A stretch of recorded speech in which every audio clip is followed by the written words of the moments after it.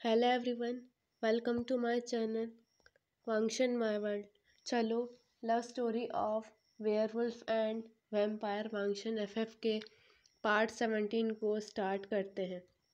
Cloud recess में लेन वांगजी और विवुशियान ने सारे वेयरवुल्फ एल्डर्स और सारे वैम्पायर सेक्ट के वैम्पायर एल्डर्स को एकत्रित कर लिया था और दोनों ने कहा हमें मिसअंडरस्टैंडिंग को ख़त्म करने के लिए काफ़ी छानबीन की और तब हमें पता चला कि मिसअंडरस्टैंडिंग का कारण लैन शुशे और वे दोनशुन थे।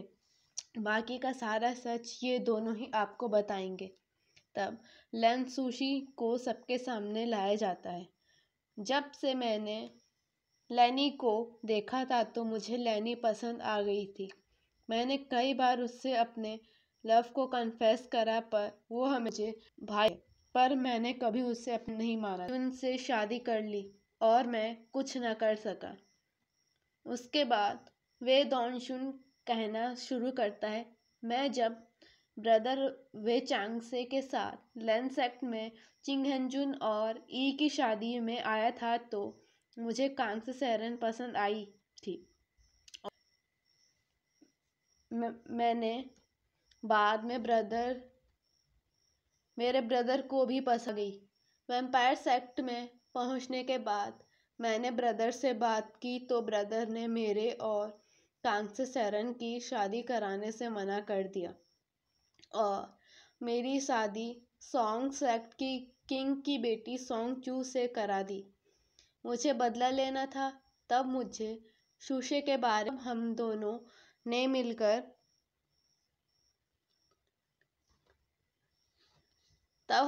ने मिलकर एक प्लान बनाया। वैम्पायर वर्ल्ड के जो भी वैम्पायर्स गायब होते थे उन्हें शुशे ही मारा करता था और वेयरवुल्फ वर्ल्ड के जो भी वेयरवुल्फ गायब हुआ करते थे उन्हें मैं मारा करता था।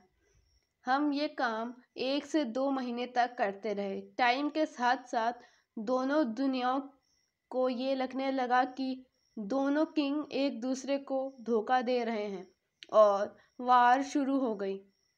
तब शुशे कहता है, मैं केवल ई को पाना चाहता था पर वार के बाद ई की मौत हो गई। वे दोनशुन कहता है, मैं भी केवल कांग्से सेरन को चाहता था पर उसकी डेथ तो वार से पहले ही काफ़ी पहले हो चुकी थी। दोनों की बातें सुनकर सारे एल्डर्स गुस्सा होते हैं। वेयरवुल्फ एल्डर्स ने लैन शुशे की सारी पावर्स को छीन लिया था और वैम्पायर एल्डर्स ने वे दोनशुन की भी सारी पावर्स को छीन लिया और दोनों को कैद में कर डाल दिया।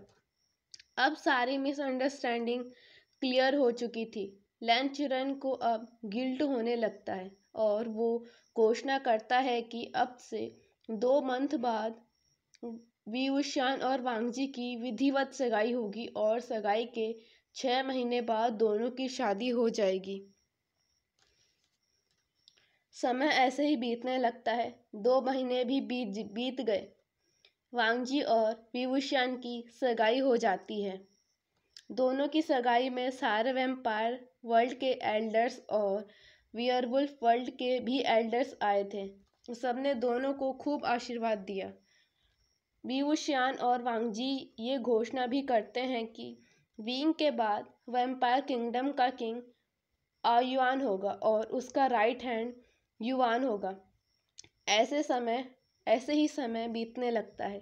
लैन चिरन ने ऑफिशियली क्लाउड रिसेस के टेलर्स को वांगजी और विवुशियान की वेडिंग ड्रेस को सिलने का आदेश दे दिया था और कहा था कि वेडिंग ड्रेस को इस तरह सिलना कि पूरा वर्ल्ड देखे कि वांगजी और विवुशियान की मैरिज है। दूर दूर के सेक्ट को वांगजी और विवुशियान की मैरिज का इनविटेशन भेज दिया गया था।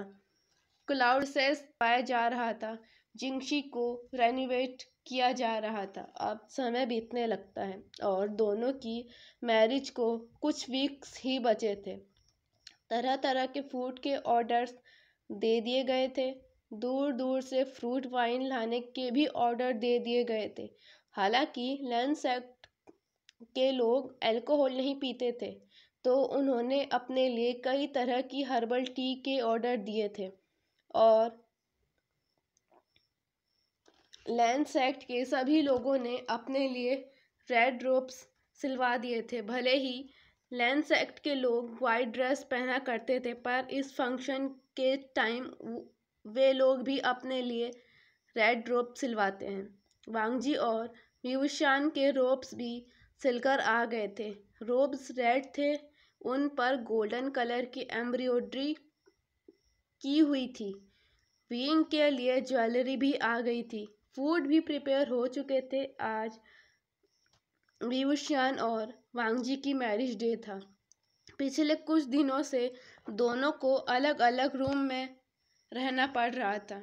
वांगजी को शिचैन तैयार करवा रहा था और विंग मेट्स तैयार करवा रही थी।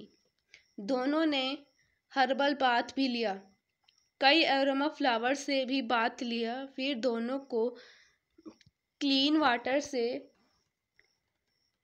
नहलाया गया और बाद में दोनों को वेडिंग के लिए रेडी किया गया। दोनों ने अपने वेडिंग गाउन पहने हुए थे। दोनों वेडिंग गाउन में बहुत सुंदर लग रहे थे। अब धीरे धीरे दोनों एनचेस्टर हॉल जाते हैं। दोनों ने अपने हाथ में वाइट और रेड कलर का रिबन पकड़ा हुआ था, जिसके मिडल में एक फ्लावर का गुच्छा था। दोनों एनचेस्टर हॉल पर आते हैं। दोनों ने 3 वाउस लिए।